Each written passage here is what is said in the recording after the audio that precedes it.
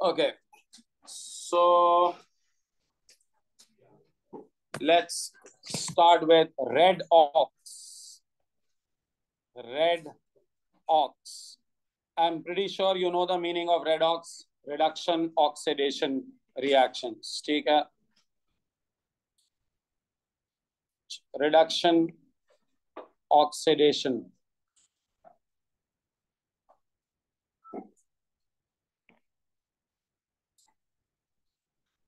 ठीक है.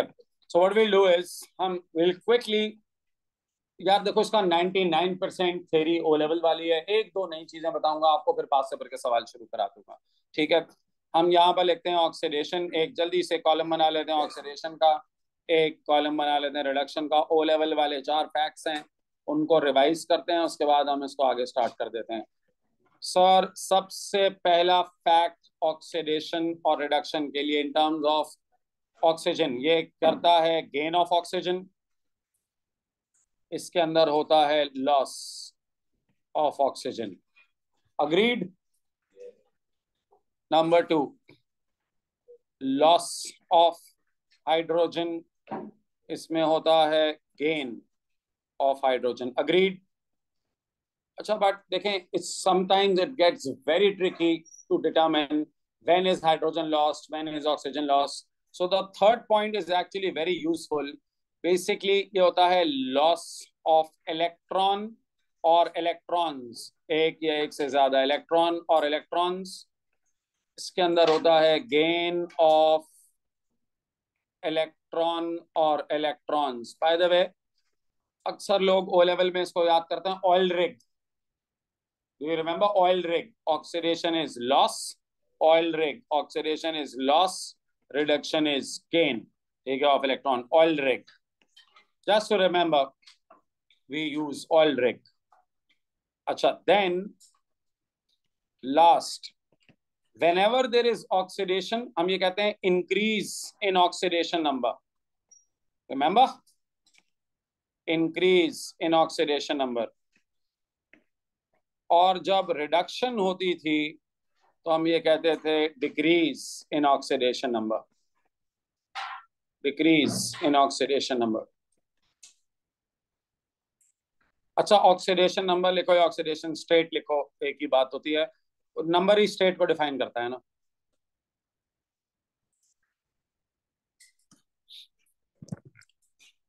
So these are the 4 facts that everybody should know. I'm pretty sure all of you know these facts from your O levels. Okay, but if you do not, तो एक दफा इसको वापस remember कर लें. अच्छा, एक बात मैं आपको, ये जो पहले 2 पॉइंट्स हैं ना, इनके बारे में बताऊं. ये अक्सर लोग जो है ना बड़ा इसको मिसरीड करते हैं. सर जब मैं कहता हूँ ना गेन ऑफ ऑक्सीजन, तो इसका मतलब होता है गेन ऑफ ऑक्सीजन. अच्छा, फॉर एग्जांपल, अगर आपका रिएक्शन से पहले Na है और रिएक्शन के बाद वो बन गया Na2SO4, ठीक है. जरा इस बात को समझ लीजिएगा. पहले सबने ये लिख लिया है? सही है, जल्दी जल्दी करें. ठीक है, अब देखें, मेरी बात सुने. अगर मैं आपसे कहता हूं कि रिएक्शन से पहले इट्स Na एंड रिएक्शन के बाद इट बिकम्स Na2SO4. अच्छा, I am not writing an equation, I am just telling you कि Na में ये चेंज आया, तो इसको गेन ऑफ ऑक्सीजन नहीं कहते. इसको गेन ऑफ ऑक्सीजन नहीं कहते. सर इसने ऑक्सीजन गेन नहीं किया है, इसने SO4 गेन किया है ना. तो आप इसको यू कैन नॉट से sir this is gain of oxygen. Okay, similarly अगर यहाँ NaOH है, एग्जांपल ले रहा हूँ, रिएक्शन के बाद वो Na है, तो आप इसको लॉस ऑफ ऑक्सीजन नहीं कह सकते, ना लॉस ऑफ हाइड्रोजन कह सकते हैं. आप इसको क्या कहेंगे? Loss of OH. Sir OH lose हुआ है ना. अब आप गेन ऑफ ऑक्सीजन किसको कह सकते हैं? सर अगर इधर Na है और रिएक्शन के बाद ये Na2O हो जाता है, this is gain of oxygen. ठीक है, ये है गेन ऑफ ऑक्सीजन. समझ में आ रही है बात? और अगर इधर यहाँ पर सपोज हमारे पास कैल्शियम हाइड्राइड है, ये ऐसे है, और फिर उसका प्रोडक्ट में कैल्शियम है, हाँ, ये है लॉस ऑफ हाइड्रोजन. समझ में आ रहा है? तो अगर खाली ऑक्सीजन गेन हो या खाली हाइड्रोजन गेन हो या खाली ऑक्सीजन लूज हो या खाली हाइड्रोजन लूज हो, तो कहना loss of oxygen, gain of oxygen, loss of hydrogen, gain of hydrogen. लेकिन अगर SO4 गेन हुआ है तो ये गेन ऑफ ऑक्सीजन नहीं है, ये गेन ऑफ SO4 है. ठीक है, इसीलिए मैं बच्चों से ये कहता हूं, ये लिखने की जरूरत नहीं है यार, ये तो भाई याद रखने की बात है. इसीलिए मैं स्टूडेंट से ये कहता हूं कि आप लोग जब रिएक्शन के अंदर ऑक्सीडेशन रिडक्शन निकाले ना, तो सबसे बेहतर होता है ऑक्सीडेशन नंबर्स। ऑक्सीडेशन नंबर से गलती नहीं होती। ठीक है, चलिए अब आते हैं सर, कुछ रूल्स हैं ऑक्सीडेशन नंबर्स निकालने के, वो जरा रिकॉल कर लेते हैं रूल्स। ठीक है, फॉर ऑक्सीडेशन नंबर्स। ये आप ओ लेवल में पढ़ कर आए हैं, थोड़ी सी फाइन ट्यूनिंग कर दूंगा मैं ओ लेवल से, जो तुमने कॉन्सेप्ट बनाए हुए हैं A2 के लिए, AS के लिए ऑक्सीडेशन नंबर्स। याद रखो बच्चों, एलिमेंट का oxidation number of an element is 0।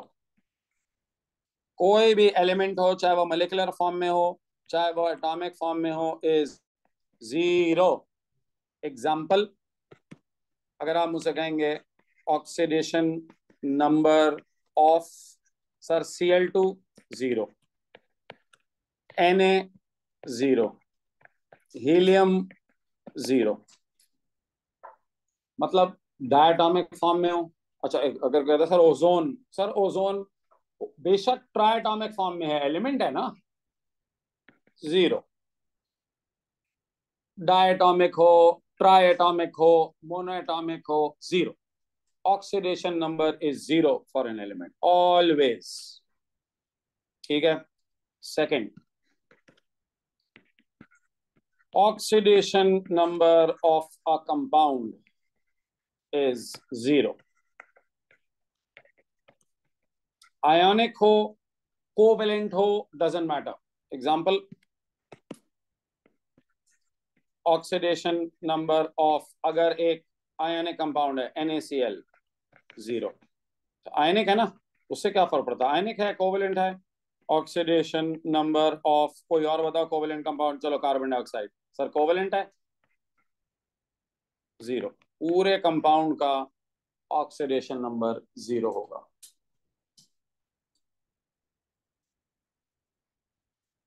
ठीक है, easy PG. Third, oxidation number of elements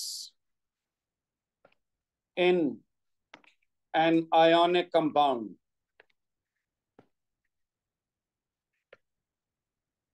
is equal to its charge, equal to its charge।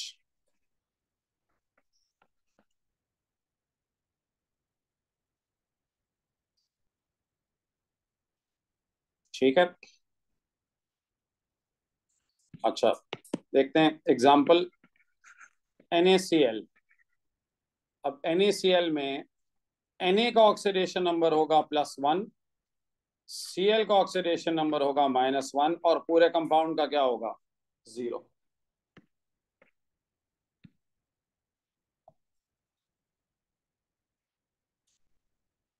ठीक है,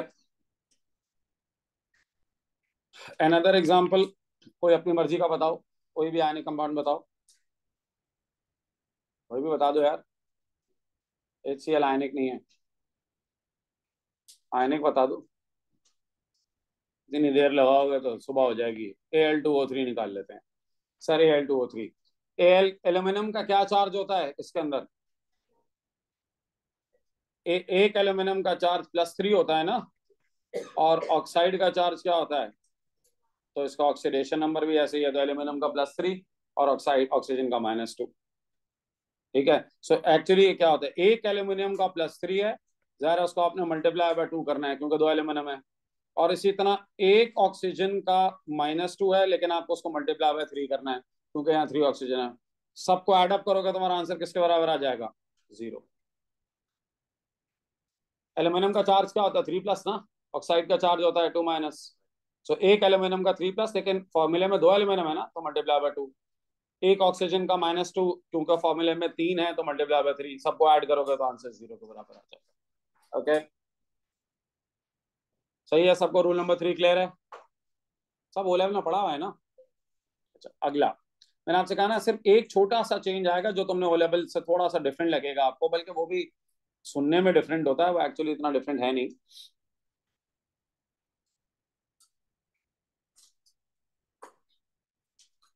ठीक है, ओके नेक्स्ट आइन, अच्छा इसी के अंदर मैं ऐड कर देता हूँ oxidation number of ions is equal to the charge. तो ये फिफ्थ और फोर्थ एक्चुअली एक ही बात है। तो अकेला अगर आइन हो, oxidation number of ions is equal to its charge. ठीक है, वो एक्चुअली देखा जाए तो रूल 4 में 5 में कोई फर्क नहीं है, बट इसमें क्या होता है एग्जाम्पल, अगर खाली एक आयन है जिसना NH4+ तो पूरे का ऑक्सीडेशन नंबर +1 है, या अगर कोई आयन है SO4 2- तो पूरे का -2 है। ठीक है, इस तरीके से। So oxidation number of ions is equal to its charge. नहीं, पूरे का -2 होगा ना, 4 क्यों होगा? अच्छा 4 है ये, अच्छा 4 होगा भाई, पॉइंट नंबर 4 कर लें इसको, ठीक है। अच्छा अब आइए, असल में ये थोड़ा सा डिफरेंट है जो तुमने ओ लेवल में पढ़ा हुआ है। कोवेलेंट कंपाउंड्स में तुम लोग ऑक्सीडेशन नंबर्स कैसे डालते थे? आयनिक में तो तुम चार्ज डाल देते थे, कोवेलेंट में कैसे ऑक्सीडेशन नंबर डालते थे तुम लोग? कार्बन डाइऑक्साइड के अंदर कार्बन का क्या लेते थे?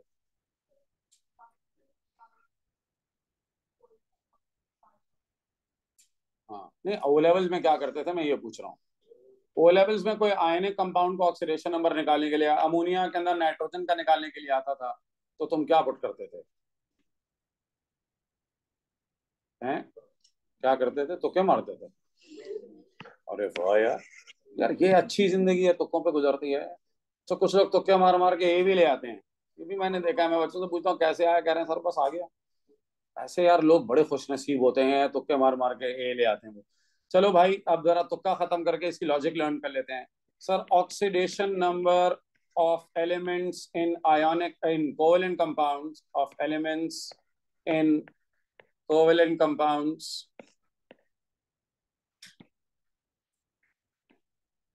is equal to its is equal to the number of electrons, equal to the number of electrons shared, number of electrons shared।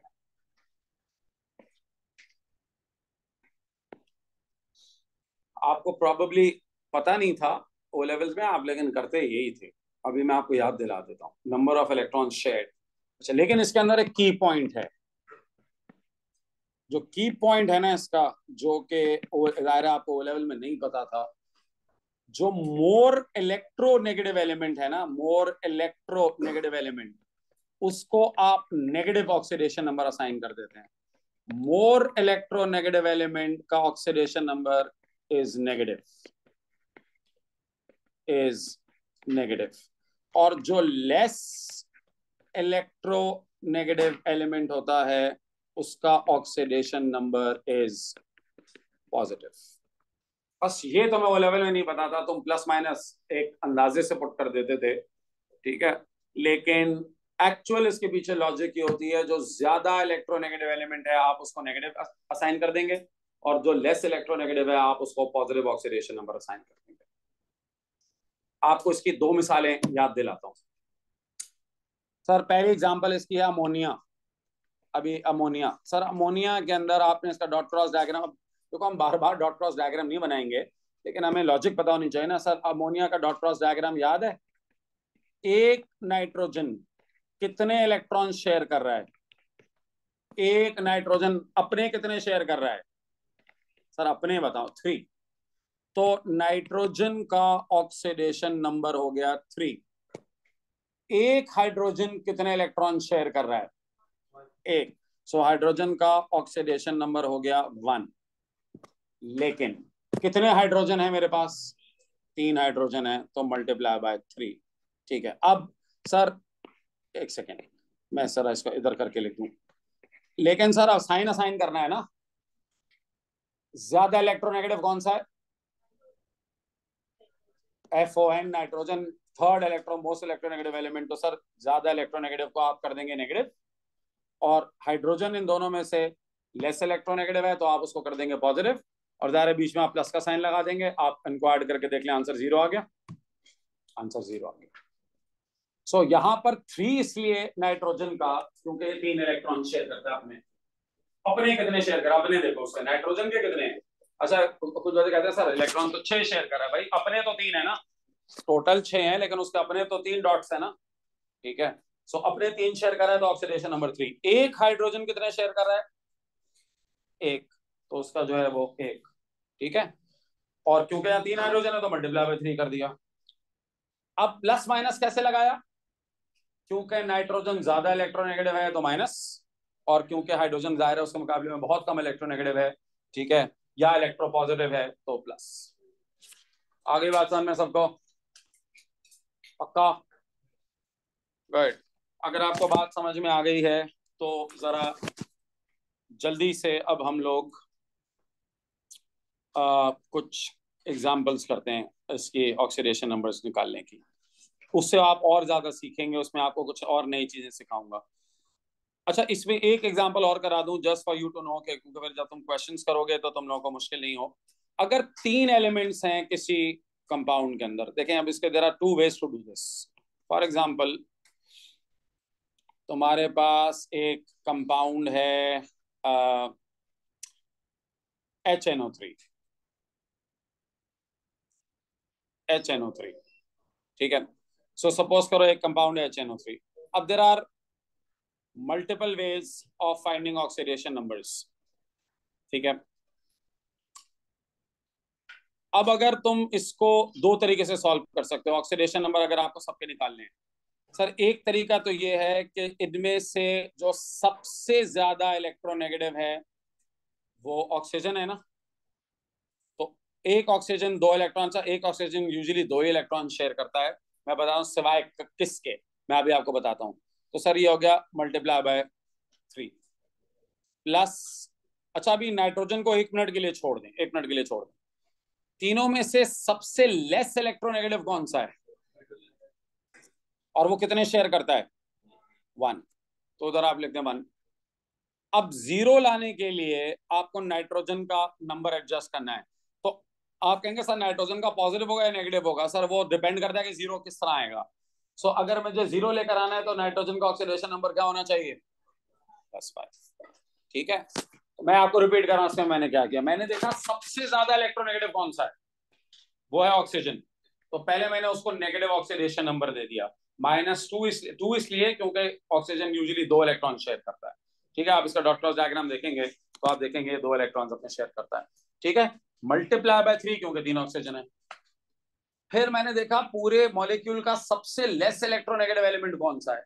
सो सबसे लेस इलेक्ट्रोनेगेटिव एलिमेंट जो है वो इसका कौन सा, हाइड्रोजन, ठीक है। हाइड्रोजन आपको पता है यूजुअली 1 शेयर करता है, तो मैंने उसका जो है वो +1 असाइन कर दिया। और इसका साइन कैसे डिसाइड करना है, ये मैंने देखा कि 0 लाने के लिए मुझे क्या नंबर डालना पड़ेगा, तो 0 डालने के लिए मैंने यहाँ पे +5 शो कर दिया, सही है, +5 पुट कर दिया। अच्छा मैं अब आपको बताता हूँ, O लेवल्स के बच्चे मुझे कहते हैं सर जो ट्रांजिशन एलिमेंट्स होते हैं ना वो डिफरेंट ऑक्सीडेशन नंबर शो करते हैं, बात बिल्कुल सही है सर, लेकिन नॉन मेटल भी करते हैं। नॉन मेटल का अमोनिया के अंदर ऑक्सीडेशन नंबर, अभी नाइट्रोजन का अमोनिया के अंदर क्या निकला था, -3, अभी कितना निकला है, +5। जी पॉसिबल मतलब 5 शेयर करने से, 5 इलेक्ट्रॉन शेयर करता है, अपने लोन पर भी शेयर कर लेता है वो, ठीक है। डॉट क्रॉस डायग्राम बनाए आप पता चल जाएगा कैसे पॉसिबल है, 5 शेयर करता है वो अपने। अच्छा लेकिन कोई और कंपाउंड होगा, एक और तीसरा, उसके अंदर कुछ और ही होगा, NO2, NO2 के अंदर इसका ऑक्सीडेशन नंबर क्या होगा, एक ऑक्सीजन का -2 मल्टीप्लाई बाय 2, तो नाइट्रोजन का कितना होना चाहिए 0 लाने के लिए, यहाँ पर 4 आ गए। नाइट्रोजन देखिए 3 डिफरेंट ऑक्सीडेशन नंबर अभी दिखा दिए मैंने, एक में -3, एक में +5, एक में +4। तो सर ये नॉन मेटल्स भी अलग अलग ऑक्सीडेशन नंबर शो करते हैं, ओके। चलो, और ये इसलिए शो करते हैं क्योंकि ये अलग अलग तरीके से इलेक्ट्रॉन शेयर करते हैं, ठीक है। They share electron very differently in different compounds, इसलिए ये इस्तेमाल करते हैं। अच्छा इसमें कुछ कुछ नोट पॉइंट्स मैं बता रहा हूं। अच्छा देखो, oxidation number of hydrogen in compounds is mostly +1 sir, क्योंकि आपको पता है ना हाइड्रोजन को एक ही इलेक्ट्रॉन शेयर करना होता है ना, और उसकी इलेक्ट्रोनेगेटिविटी भी बहुत कम है, मोस्टली +1, ठीक है। तो ये आमतौर पे ना एक होता है, हम डायरेक्टली +1 लिख देते हैं, मोस्टली +1। इसी तरह oxidation number of oxygen in compounds is mostly -2। अच्छा, एक्सेप्ट, ये जरा करें, इन परऑक्साइड्स। इन परऑक्साइड, सर परऑक्साइड्स के अंदर इसकी ऑक्सीडेशन नंबर -2 की जगह -1 होता है। Example H2O2। H2O2 क्या है? हाइड्रोजन परऑक्साइड ना। इसके अंदर एक हाइड्रोजन का है +1 मल्टीप्लाइड बाय 2, तो एक ऑक्सीजन का कितना होगा? -1। इसके अंदर ऑक्सीजन का है -1। ठीक है, it is -1 in peroxide. Peroxide के अंदर इसका -1 होता है। ये परऑक्साइड जो होती है ना, ये उसको कहते ही परऑक्साइड इसलिए क्योंकि उसके अंदर ऑक्सीजन अपना -1 शो करता है। बाकी अदरवाइज ऑक्सीडेशन नंबर जो ऑक्सीजन का होता है इन कंपाउंड इज मोस्टली -2। ठीक है, oxidation number of group 1 elements is +1 and group 2, अच्छा ये ग्रुप 1 और ग्रुप 2 के लिए बता रहा हूं सिर्फ, group 2 elements is +2 in compounds.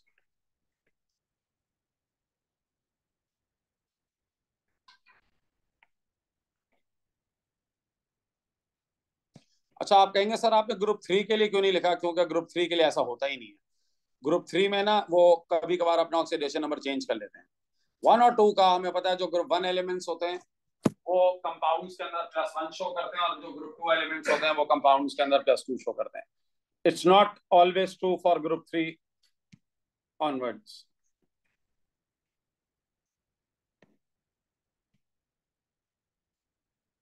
ठीक है, चलो ये जहन में रखना। अब इसको जहन में रखते हुए अब हम कुछ जरा एग्जांपल्स करते हैं इसके।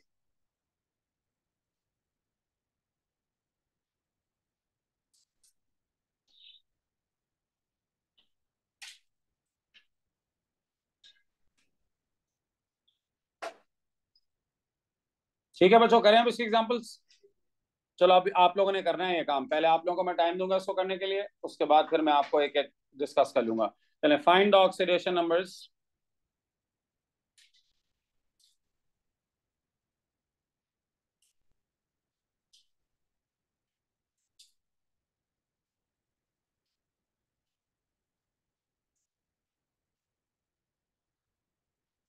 चलो, find the oxidation numbers of the following.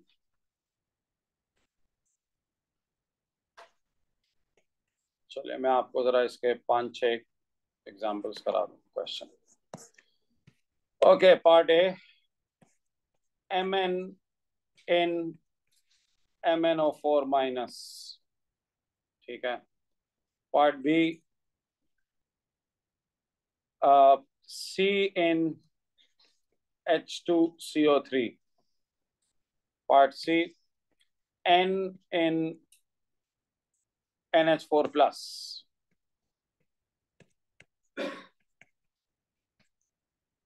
D, अच्छा डी के अंदर आप निकाल लें Cr in K2Cr2O7। E, S in HSO3 minus, hydrogen sulphide minus. ठीक है,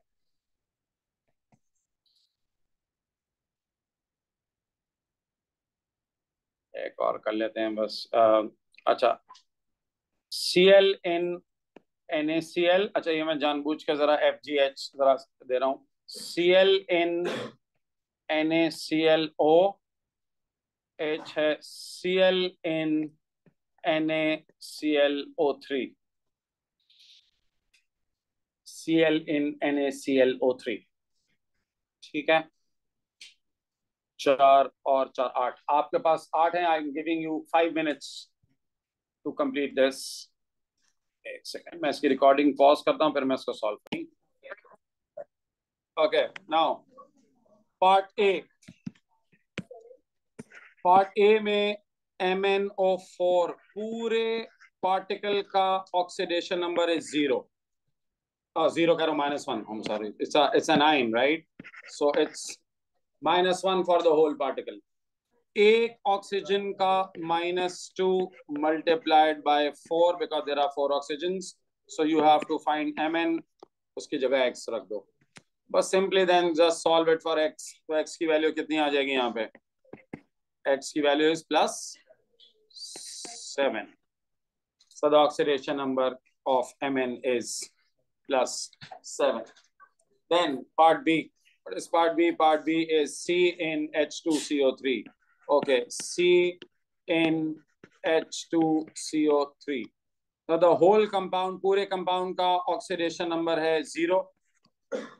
एक ऑक्सीजन का -2 मल्टीप्लाई बाय 3. किसका निकालना है? तो मैं कार्बन का. कार्बन को एक्सपोर्ट कर दो. एक हाइड्रोजन का होता है +1 multiplied by 2.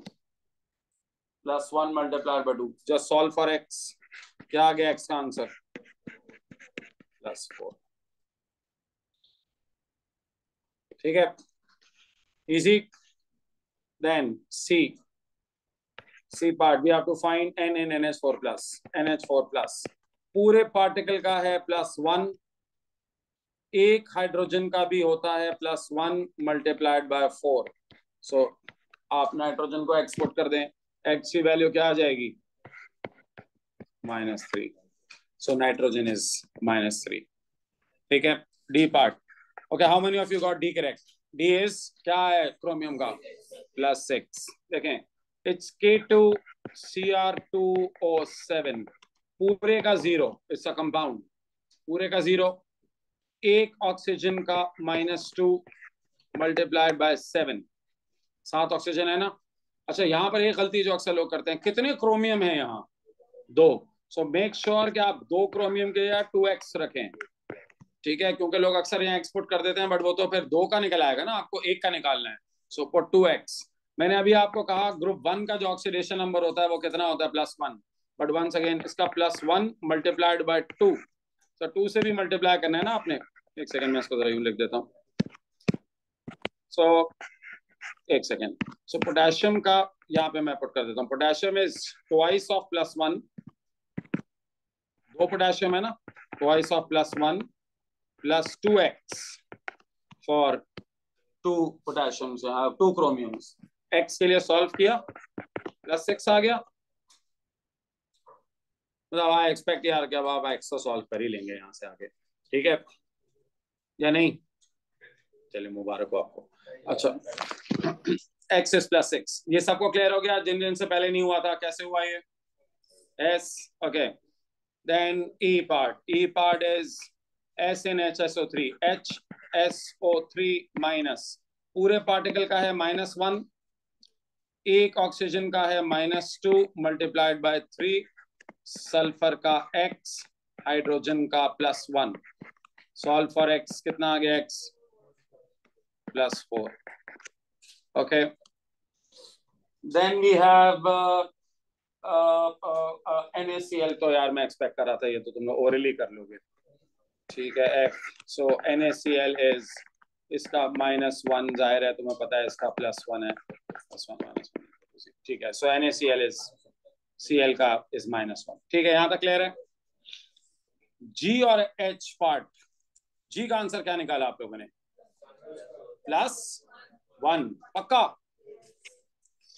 Let's see. G के अंदर NaClO. NaClO में पूरे का 0.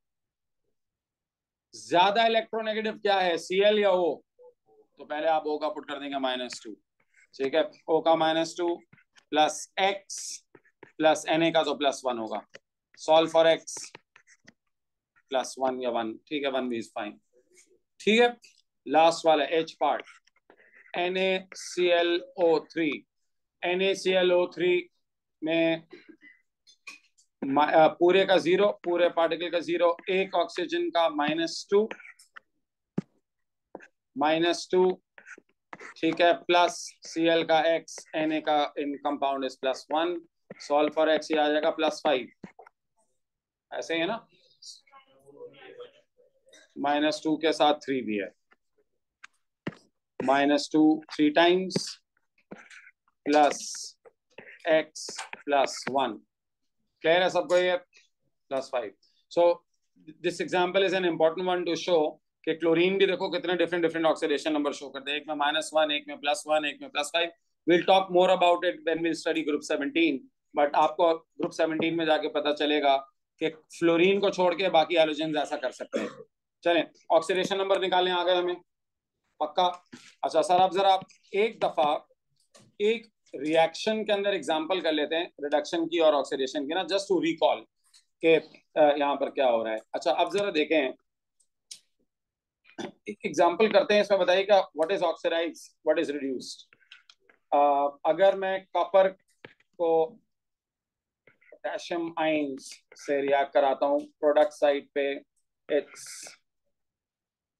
कॉपर 2+ पोटेशियम, ठीक है। सबसे पहले मुझे बताओ ये बैलेंस्ड है? क्या बैलेंस नहीं है इसमें?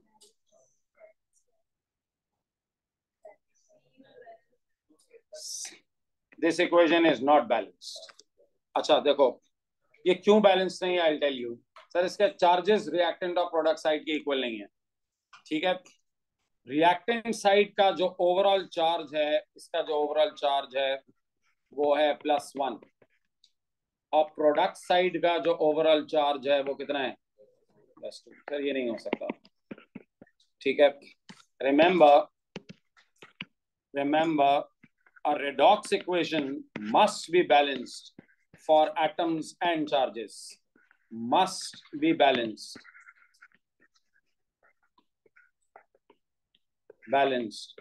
for atoms and charge। इसका मतलब क्या है? ये तो यार तुम ओ लेवल से करते आ रहे हो ना, जितने एटम होंगे रिएक्टेंट साइड पे एक एलिमेंट के, उतने ही प्रोडक्ट साइड पे भी होंगे उसके, ठीक है। पोटेशियम एक है रिएक्टेंट साइड पे, प्रोडक्ट में भी एक है। कॉपर एक है, प्रोडक्ट साइड पे भी एक है। तो इसमें एटम्स तो बैलेंस हैं, लेकिन इसमें चार्ज बैलेंस नहीं है, ठीक है। सो redox equation must be balanced for atoms and charge। The above equation, ठीक है, above equation is not balanced for charge।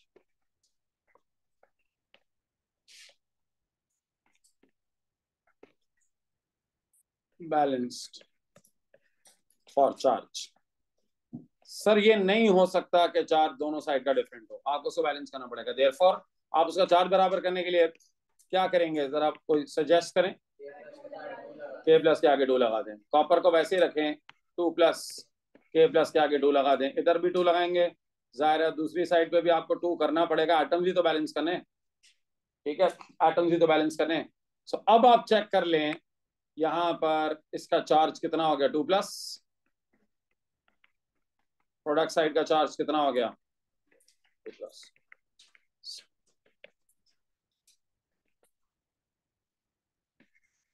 ठीक है। सो आप इसको करेंगे, सर चार्ज भी तो बैलेंस करना है। सो एटम्स तो बैलेंस है ही, वो तो पहले भी बैलेंस थे, लेकिन चार्ज बैलेंस नहीं था। सो ये की पॉइंट है, याद रखो ये की पॉइंट है। किसी भी रिडॉक्स रिएक्शन में, किसी भी रिडॉक्स इक्वेशन में एटम्स भी बैलेंस होने चाहिए और चार्ज भी बैलेंस होना चाहिए। अगर दोनों में से कोई एक चीज भी बैलेंस नहीं है तो फिर वो याद रखो इक्वेशन बैलेंस नहीं है। और हमारा ऑब्जेक्टिव ही अभी आगे जाके ये होगा कि हम उस इक्वेशन को बैलेंस करेंगे for charge and for atoms, ठीक है। हमें सीखना ही है ये आगे जाके, ठीक हो गया। पहली बात सबको समझ में आ गई? आ गई। दूसरी बात, सर किसी भी रिडॉक्स रिएक्शन में जितने इलेक्ट्रॉन लूज होंगे ना, उतने इलेक्ट्रॉन गेन होंगे। अब ये नहीं हो सकता कि कोई सब्सटेंस इलेक्ट्रॉन 2 लूज कर रहा है और दूसरा गेन 4 कर रहा है, ये पॉसिबल ही नहीं है। इसका मतलब ये है कि कोई ना कोई गड़बड़ हुई है। अगर 4 लूज हुए हैं तो 4 गेन होंगे, अगर 2 लूज हुए हैं तो 2 गेन होंगे, अगर 1 लूज हुआ है तो 1 गेन होगा, सही है। सो ये भी याद रखो, in a redox reaction, in a redox reaction हमेशा नंबर ऑफ इलेक्ट्रॉन लॉस्ट, ठीक है, number of electrons lost is equal to number of electron gain. Sir ये पत्थर पे लकीर है। अच्छा अब कुछ लोग जो है ना, दिमाग है ना इंसान का, किसी भी तरफ चल पड़ता है। तो कुछ लोग कहते हैं सर ऐसा हो सकता है ना कि एक 4 लूज करे और 2 वो गेन कर ले, और 2 गेन कर ले और बाकी 2 छोड़ दे। मैं कहूँ बाकी 2 का क्या होगा? क्या सर ऐसे कुछ नहीं पड़े रहे हूँ? सर ऐसा होता ही नहीं। ठीक है, तो जितने लूज होंगे वो लूज ही उतने होते हैं जितने गेन होते हैं। ठीक है। अच्छा एक बात तो ये हो गई। फिर एक रिएक्शन होता है, उसको कहते हैं डिस, हाँ बोलो पूरा नाम। नहीं डिस्प्लेसमेंट नहीं, disproportionation. Disproportionation reaction. ठीक है, बोलो मजा आता है बोलने में। डिसप्रोपोर्शनेशन। अच्छा डिसप्रोपोर्शनेशन रिएक्शन क्या होता है? Reaction is one in which the same particle या स्पीशी, पार्टिकल लिख लो slash species, is both oxidized and reduced। Sir एक ही चीज ऑक्सीडाइज होती है और वही चीज रिड्यूस भी होती है। ठीक है, ऐसे रिएक्शन को कहते हैं डिसप्रोपोर्शनेशन रिएक्शन। मैं आपको इसकी एक एग्जांपल देता हूँ। ये सारी जो इक्वेशन मैं आपको एग्जांपल में यूज कर रहा हूँ ना, ये आपके सिलेबस की है, हमें आगे जाके पढ़नी है। ये भी ग्रुप 17 में मैं आपको पढ़ाऊंगा। पानी में क्लोरीन डालते हो? मतलब तुम नहीं डालते, लेकिन लोग तो डालते हैं ना। पानी ड्रिंकिंग वाटर में क्लोरीन डलती है? पक्का? सर क्लोरीनेटेड होता है आपका वाटर। डलती है सर, जब पानी आपका आता है उसके उसकी प्यूरिफिकेशन स्टेप के अंदर एक स्टेप है, you have to add chlorination होती है। और स्विमिंग पूल वगैरह में तो आपने सुना ही होगा ना, क्लोरिनेशन होती है। जाहिर है लेवल ऑफ क्लोरिनेशन डिफरेंट होता है स्विमिंग पूल के पानी में और ड्रिंकिंग वाटर में। अच्छा आपको शायद, मैं अक्सर लोगों को ये बताता हूँ कि कराची में एक वायरस है निगलेरिया। आपको पता है वो सिर्फ और सिर्फ क्यों, और वो बाय द वे अभी तक उसका कोई इलाज भी नहीं आया है, और वो कितनी आसानी से हो सकता है किसी को, एक एक करप्शन की वजह से। आप देखें पूरी पॉपुलेशन एट रिस्क है। वो करप्शन क्या है? वाटर बोर्ड वालों को पानी के अंदर एक कैलकुलेटेड अमाउंट ऑफ क्लोरीन डालनी होती है। ठीक है, जो आपके घरों में पानी आता है ना, तो वो पहले रिजर्व में स्टोर होता है। They have to add a calculated. वो क्या करते हैं, उसके पैसे खा जाते हैं।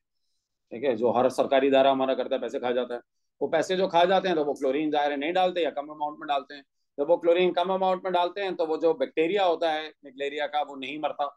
ठीक है, वो थ्रू वाटर आपके नेजल पैसेज के थ्रू आपके अंदर चला जाता है। हाउ इजी, नहाने से, वजू करने से, एनीथिंग जो नेजल आपके नोज के अंदर वो पानी गया, जो कि वजू के अंदर तो जाना ही होता है, नहाने में भी जाना ही होता है, वो आपके दिमाग में जाता है। एंड उसको हम कहते हैं ब्रेन ईटिंग अमेबा। वो आपका दिमाग जाना खाना शुरू कर देता है। ज़ाहिर एक रेफरेंस टर्म है बेसिकली आप, और उसका कोई इलाज नहीं है। सो अगर वो पानी आपके घर में आ रहा है और आपने उससे वजू कर लिया और वो आपके दिमाग में चला गया, सो यू आर डन, गए आप। और उसका सिंपल इलाज क्या है कि आपके वाटर बोर्ड वाले सही अमाउंट के अंदर क्लोरीन ऐड कर दें, तो वो वायरस मर जाता है। वो एक्चुअली अमेबा है, वो मर जाता है। आप लोगों को मैं सजेस्ट करता हूँ, मैं जब भी पढ़ाता हूँ ना, मैं बच्चों को बात बताता हूँ कि अगर तो आपके लिए पॉसिबल है, स्पेशली अगर आपका अपना घर है, जो अपार्टमेंट्स वगैरह में रहते हैं उनके लिए तो मुश्किल होता है। आप अपने घर के जो टैंक होता है ना, वाटर टैंक होता है, उसके अंदर आप एक दफा उसका टेस्ट करवा लें, और ये कोई मुश्किल नहीं है, बहुत सारी लैब्स कर देती हैं। तो वो आपको बता देंगे कि आपके वाटर के अंदर क्लोरीन कंटेंट कितना है। और वो टैबलेट्स आती हैं क्लोरीन की, उसके अंदर वो ऐड कर दिया करें हफ्ते के हफ्ते जब वाटर आप यूज करते हैं। कुछ लोग करते हैं ये काम। ठीक है, उनके भाई ये सिंपल मौत से बचने का तरीका है। वरना अगर आपने वजू कर लिया उस पानी से गए आप, वो होता क्या है मैं आपको बता देता हूँ। क्लोरीन का जब तुम लोग पानी में डालते हो ना, तो 2 चीजें बनती हैं, HCl एंड HOCl। इसमें जो HOCl है ना, ये बैक्टीरिया को, हार्मफुल माइक्रो ऑर्गेनिजम्स को किल करता है, HOCl। ठीक है, ये जो HOCl बनता है ना, ये होता है आपको सेफ रखने के लिए। अच्छा अब जरा देखें, अब क्लोरीन का ऑक्सीडेशन नंबर क्या है यहाँ पे? क्लोरीन का ऑक्सीडेशन नंबर इज 0। HCl के अंदर आप Cl का ऑक्सीडेशन नंबर निकालेंगे, वो होगा -1। और HOCl में निकालेंगे, निकाल के देख लेना, इसके अंदर है +1। ठीक है, आप निकाल के देख लीजिएगा। सर एक जगह इसका 0 से कम हो रहा है, 0 से कम होके क्या हो रहा है? -1। एक जगह डिक्रीज हो रहा है। सो जो चीज डिक्रीज होती है इसका मतलब क्या होती है? रिडक्शन। और दूसरी जगह ये क्या हो रहा है? इंक्रीज हो रहा है। तो एक जगह इसका ऑक्सीडेशन नंबर डिक्रीज हो रहा है, तो इसका मतलब है हम कहेंगे कि Cl2 जो है दैट इज, अब मैं क्या कहूँगा, Cl2 दैट इज रिडक्शन हो रही है इसमें। और दूसरी जगह मैं कह रहा हूँ इंक्रीज हो रहा है, तो दैट इज ऑक्सीडेशन। तो आप मुझसे पूछेंगे कि सर इसमें ऑक्सीडाइज क्या हो रहा है, मैं कहूँगा Cl2। आप मुझसे कहेंगे सर इसमें रिड्यूस क्या हो रहा है, मैं कहूँगा Cl2। तो आप कहेंगे ये हो क्या रहा है, मैं कहूँगा डिस्प्रोपोर्शनेशन। ठीक है, सो हम ये कहेंगे Cl2 डिस्प्रोपोर्शनेट्स। ठीक है, so it is reduced and oxidised in the same reaction. ठीक है भाई, समझ में आ गया? चलो आज का काम यहीं पे रोकते हैं।